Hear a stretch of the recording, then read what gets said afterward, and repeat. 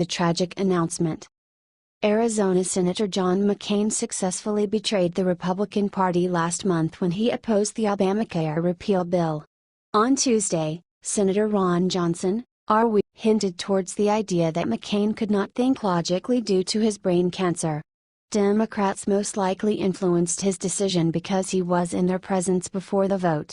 Conservative Tribune revealed that former Vice President and Delaware Senator Joe Biden called McCain before he placed his healthcare vote.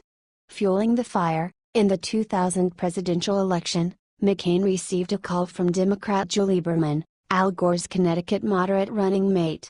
An article posted in the Washington Post written by Ed O'Keefe and Paul Kane states, Biden, the former vice president who often clashed in a collegial way with McCain on foreign policy matters, had a more emotional discussion with McCain. The Arizonan's brain cancer is the same diagnosis that Biden's son, Beau, received in 2013. He died 2 years later. Those conversations set in motion the most dramatic night in modern Senate history. What do you think about this?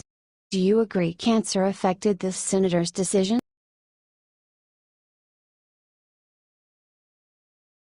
Jeff Sessions receives that letter signed by all Republican members of the Judiciary Committee. As reported by Fox News, Republicans led by House Judiciary Committee Chairman Bob Goodlatte, RVA, admitted that there are still many lingering questions from last year's election and it is important that they not be allowed to die on the vine, especially amid the Russia probe uproar. The Republican lawmakers urged that the American public had a right to know the facts, all of them, surrounding the election and its aftermath. We urge you to appoint a second special counsel to ensure these troubling, unanswered questions are not relegated to the dustbin of history. Because Robert Mueller is currently heading into a probable Trump-Russia collusion, the congressman wished to assemble a completely separate special counsel probe. Republicans dispute questions about Hillary Clinton's conduct during the Obama administration election, which have been postponed as everyone's focus has been altered to center around the alleged Russia collusion. Clinton should not be let off the hook for all of the dishonest things she did during the 2016 election, and we are glad to see that Republicans are still fighting to see Clinton go down. Although the media refuses to post anything negative about Clinton, Republican lawmakers are still inclined to make her confess to what she did. Share this story if you think this investigation should happen immediately.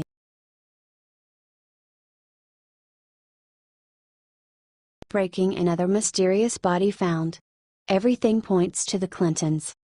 The Clinton body count list is filled with an eerie number of people associated with the Clintons who have passed away due to mysterious circumstances, and the list appears to be growing longer. The Gateway pundit revealed that Jim Moore, a 26-year-old gay sex worker, was found dead on July 27 in the West Hollywood home of Ed Buck, a political activist and a faithful Clinton donor. Moore's mother believes something far more menacing has taken place, although the autopsy reports have simply listed her son's death as a meth overdose.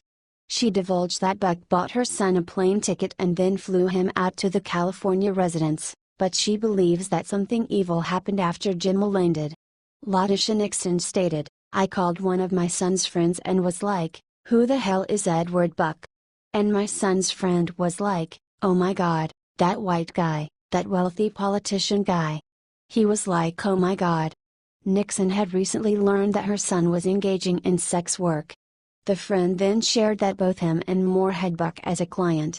Nixon stated, "When he calmed down, he told me that Ed Buck was one of my son's clients and that Ed Buck was one of his clients as well.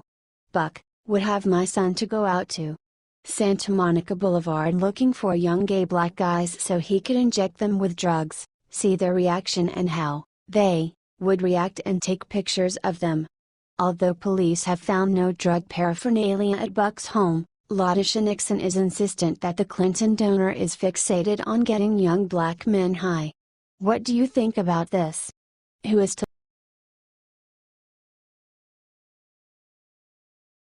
Beloved Hollywood actor publicly burned down slimy Michelle Obama.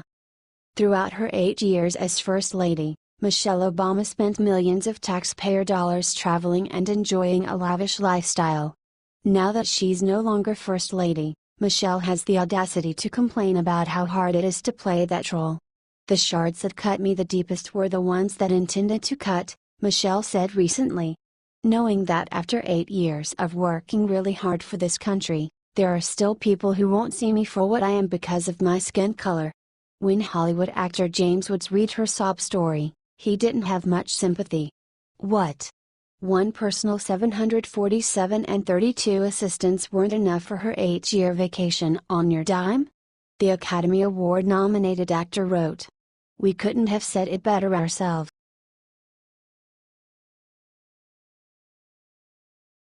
Obama's secret war room to destroy Trump discovered 2 miles away from WH.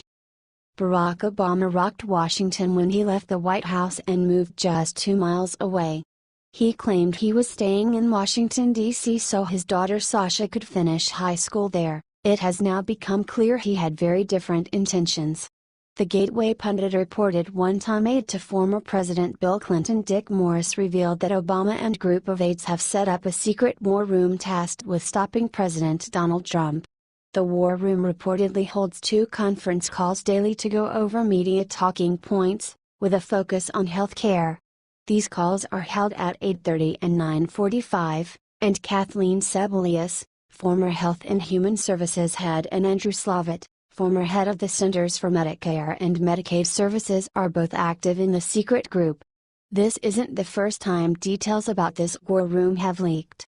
2 months ago, it was revealed that former Obama aide Valerie Jarrett moved in with the former First Family to take down the current administration. What do you think about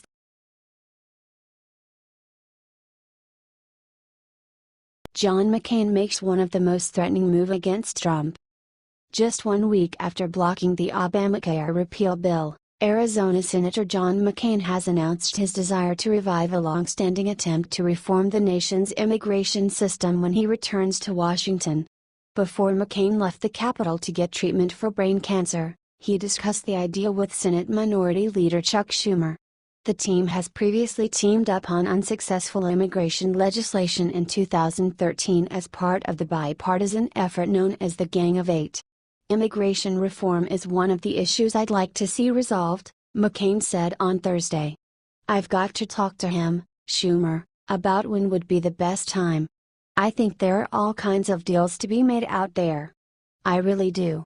McCain has been notoriously unsuccessful in this arena, failing to push immigration reform even when former President George W. Bush and Barack Obama wanted it. Now, he has an even greater hurdle in front of him. This comes at a time when McCain is rethinking his position on many issues in the face of his serious illness. We'll know in a few weeks, McCain said of his cancer on Thursday. I hate to use the word beat it, because it's not a matter of beating. You either get cured or you don't get cured. What do you think about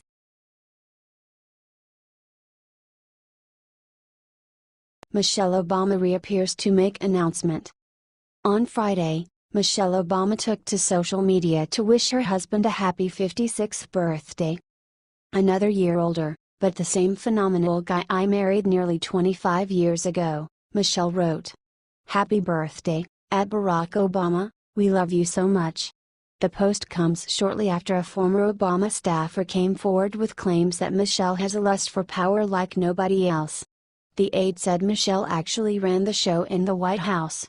But the true person in charge of the White House was the First Lady Michelle Obama, said former Obama staffer Lisa Mastromenico. She's the boss.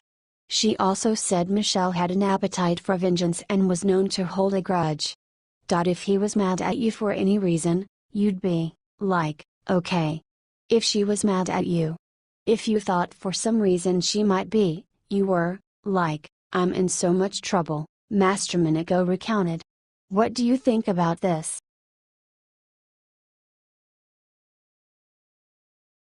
Breaking White House's leaker identity has just been revealed. Ever since President Donald Trump took office, the White House has been plagued by a series of leaks. This week was no different when the transcript of conversations the president had with world leaders was released to the Huffington Post. Now, the person responsible for the information going public has been exposed. A woman named Megan Bodask is being blamed for leaking the documents to the press. She had been in charge of editing and managing the transcripts. The classified transcript of Trump's conversation with Mexican President Enrique Pena Nieto was leaked at the end of January. The document stated that Trump indicated he was willing to launder his pledge to make Mexico pay for a border wall. "It will come out in the wash, and that is okay," Trump told Nieto. He then said, "If you are going to say that Mexico is not going to pay for the wall, then I do not want to meet with you guys anymore because I cannot live with that."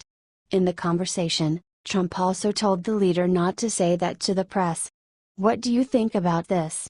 Should Bodask be punished for her action?